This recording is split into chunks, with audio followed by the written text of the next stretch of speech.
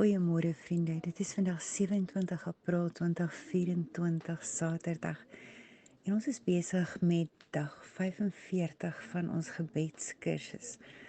Ons is besig met die borsharnas van geregtigheid en ons kyk na die gedeelte van Levi, die stam van Levi, die steen van Levi wat binne in die borsharnas was van die hoofpriester in hierdie borsharnas van geregtigheid. Nou Levi was die derde oudste seun van Jakob en Lea. En ons lees dat toe Jakob nou sy seun uitgespreek het oor sy seuns, in Genesis 49 vers 5 tot 6, lees ons dat hy sê Simeon en Levi. En hy sit Levi daarby, hy sê Simeon en Levi is een en dieselfde. Mense van geweld en wapens. Met ander woorde, Levi en Simeon, die twee seuns, hulle was gewelddadig, hulle was mense van geweld, hulle was mense van wapens, hulle wou oorlog maak. En dis baie anders as wat ons die Lewiete sien. Ons sien nie altyd die Lewiete of die priesters as iemand wat gewelddadig was nie. En tog kom Jakob en hy sê Simeon en Levi is een en dieselfde, mense van geweld en wapens. Dan sê vers 6, en ek wil ver van hulle afbly. Ek wil nooit deel hê aan hulle bose planne nie. Hulle wat in woede mense vermoor het, diere vir die plesier vermink het. So ons het nou reeds oor Simeon gepraat en vandag praat ons bietjie oor Levi.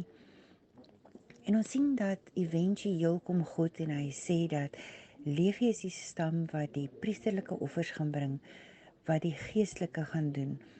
En hier sien ons daar was verskeie offers wat mense aan God kon bring. Maar die belangrikste offer wat iemand dan kon bring, was die brandoffer. En die brandoffer het gegaan rondom vergifnis van sonde. En die meeste offers het ons gesien dat net 'n deel van die dier word verbrand. En 'n ander deel van die dier is dan vir die priester gegee vir sy persoonlike gebruik. Hulle kon dit eet, want hulle het nie geboer nie, so hulle het dan hulle kos gekry as 'n gedeelte van hierdie offers. Maar die brandoffer het vereis dat die hele dier verbrand moes word. En omdat die brandoffer 'n sondeversoeningsoffer was, het dit totale oorgawe aan God gesimboliseer. Niks is gespaar nie. Baie soos die vrou in Matteus 26 wat haar hele bottel parfuum op Jesus uitgegooi het, niks vir haarself gehou het nie. Nou in Levitikus 9 sien ons dat God die vuur voorsien vir hierdie brandoffer wat eintlik bekend staan as 'n hemelvaartoffer. Dit is die offer wat jy bring as jy sonde gedoen het. Dit is die offer wat die pad moes oopmaak na God toe vir jou.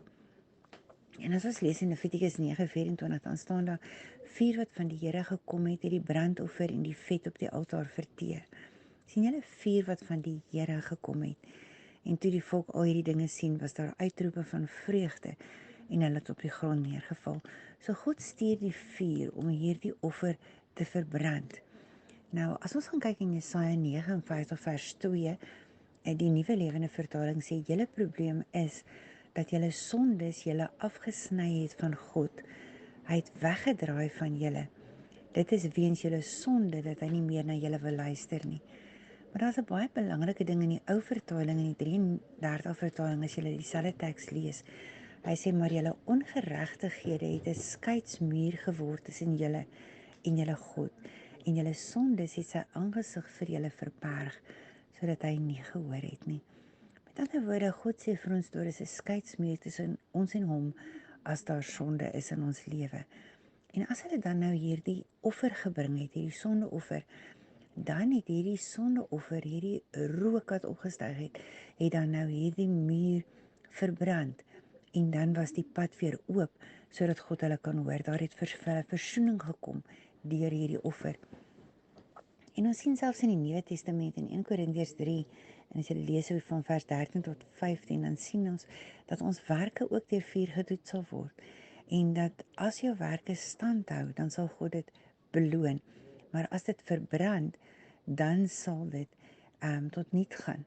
En net so was hierdie offer. God het die vuur voorsien om te sien of hierdie offer in opregtheid gebring was, of hierdie offer gebring was omdat mense werklik wou sonder vergifnis wou gehad het, en of dit maar sommer net iets was wat hulle gedoen het, omdat hulle gedink het hulle moes dit doen.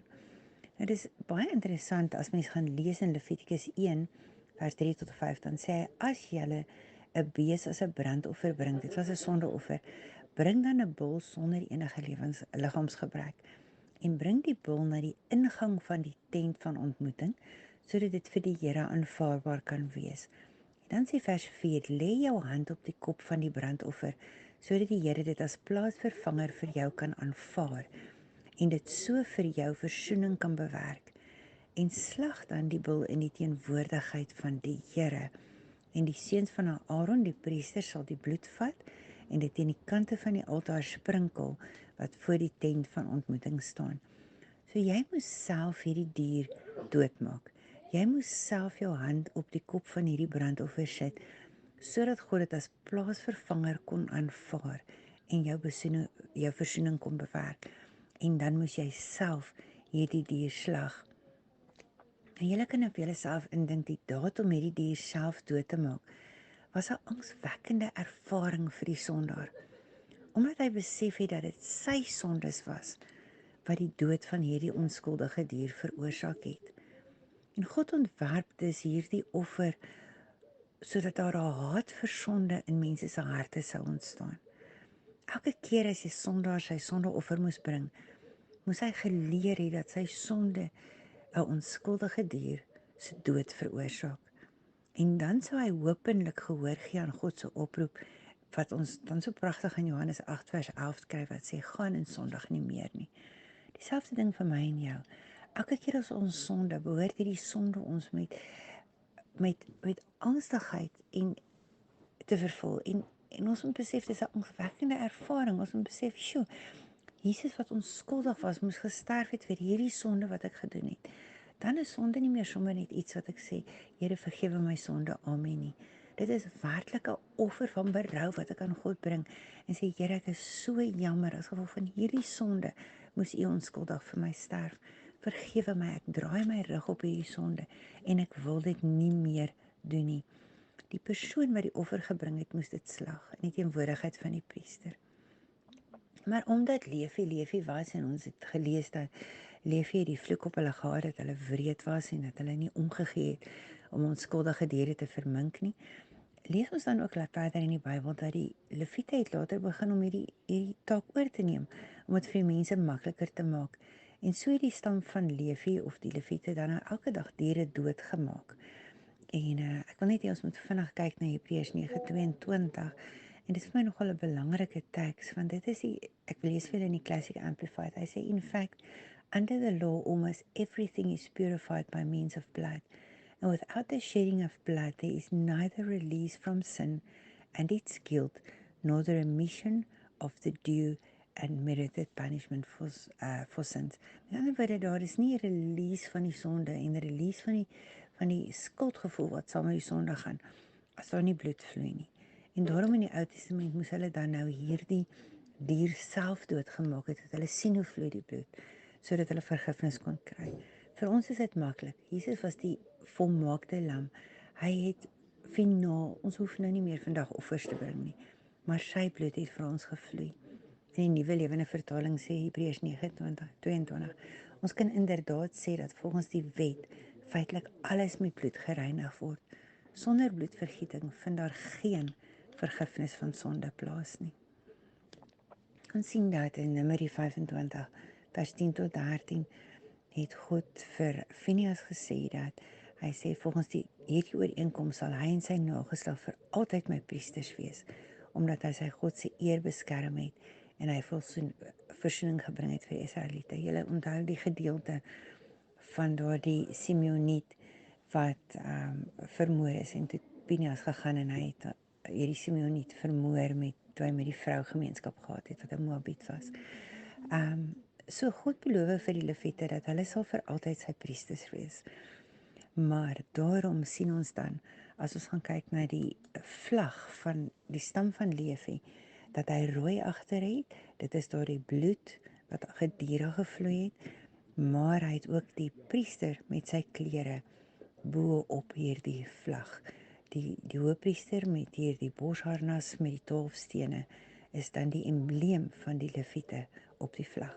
Nou, ons gaan môre kyk, of volgende keer as ons gesels, gaan ons kyk na die steen wat vir die leviete binne in hierdie borsharnas was.